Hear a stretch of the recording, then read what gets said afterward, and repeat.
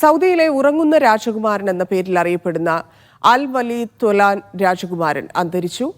2005 നടന്ന വാഹനാപകടത്തെ തുടർന്ന് 20 വർഷമായി കോമയിലായിരുന്നു അദ്ദേഹം. എന്നാൽ മരണത്തിന് വിട്ടുകൊടുക്കാതെ പിതാവ് 20 വർഷത്തോളം ചികിത്സിക്കുകയായിരുന്നു. Al Waleed bin Khalid bin Talal അഥവാ ഉറങ്ങുന്ന രാജകുമാരനാണ് നിത്യനിദ്രയിൽ ലയിച്ച് ദൈവത്തിലേക്ക് മടങ്ങിയത്. കഴിഞ്ഞ 20 വർഷമായി അബോധാവസ്ഥയിലായിരുന്നു ഇദ്ദേഹം. അത്യാധുനിക യന്ത്രങ്ങളുടെ സഹായത്തോടെയാണ് ഇതുവരെ ജീവൻ നിലനിർത്തിയത്. 36 വയസ്സായിരുന്നു ഇദ്ദേഹത്തിന്.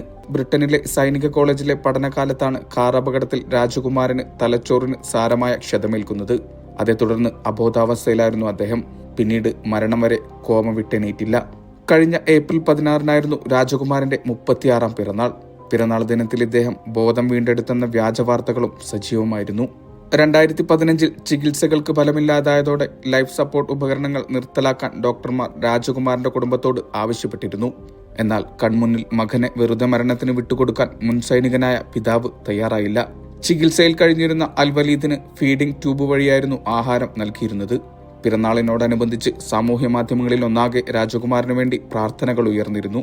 പ്രാർത്ഥനകൾക്കിടെയാണ് രാജകുമാരൻ ഭൂമിയിലെ അവസാനത്തെ യാത്രക്കൊരുങ്ങിയത്. Vishal Cherpulassery, media 1, Riyadh.